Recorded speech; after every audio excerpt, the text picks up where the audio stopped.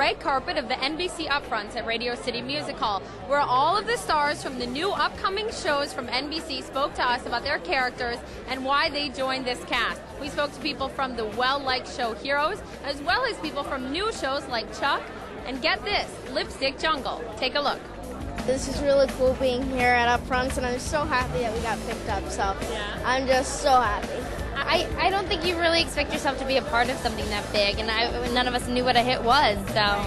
Last year we had to explain ourselves. We had to tell them what, and people didn't know what we were talking about. This year we can't talk about it. For me, it's just great to be part of a show where I think we're pushing the envelope. I feel like we're trying to do something different.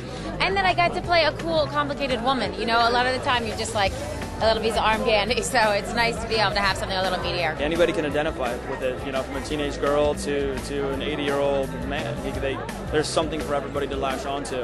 I think that we live in a time when we want a sense of hope. We want a sense that people can wake up to their own power. You know, it doesn't have to be a superpower, but it's the power that we all have to change the world. I just got added to the cast of Heroes like 5 minutes ago. I don't know why, but they said your secret power is you have really bad gas. Maybe that's what's going to blow up the city today. It's all very hush-hush. Chuck, what is Chuck? Chuck is better than 10% of what's on television right now. At least 10%. No, Chuck is a new show. Please, not the computer. It's an hour for NBC, and it's a true hybrid show. I mean, in its every sense of the word. It's dramatic, it's action, it's comedy, it's romance.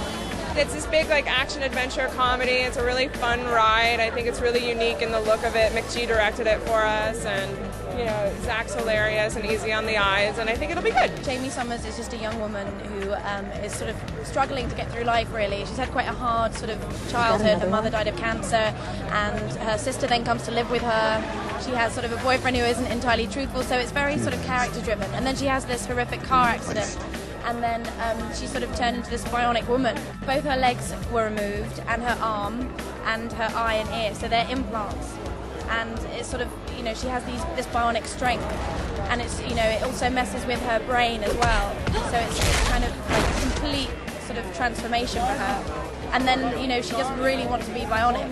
So it's then sort of her sort of working out her powers and realizing that she can jump across buildings, and it's really interesting. I didn't know much about the show. I was a fan of the people on the show. John Wells had been talking to me for years about coming on there, and I wanted some stability in my career, in my life, and I knew the show was, you know, great writing and great people to work with, and so I tried to get into an emergency room, and they wouldn't let me go. So I snuck in with my mom one time. She caught our house on fire, so I just went in there and did my research. She was fine, though. What drew me to the script originally is I saw the movie. I love Peter Berg, and I've read the book, actually. And I'm from Omaha, Nebraska.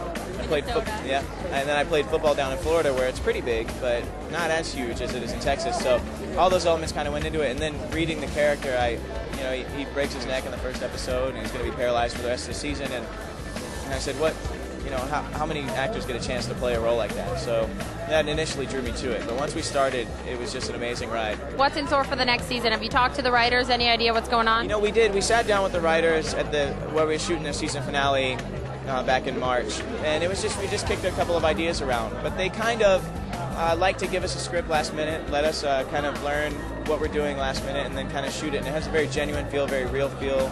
And, so we don't know too far ahead of what's going to be going on. All I know is we trust the writers, they trust us, we trust the directors, and it allows us to make a special show. It's really, how do you deal with, your marriage and being very successful, or if, her character is single, and it's got a real heart to it. These are women that you want to learn from and be their friends. They're flawed. They have huge problems in their lives, but they don't let their problems set the precedent for who they are.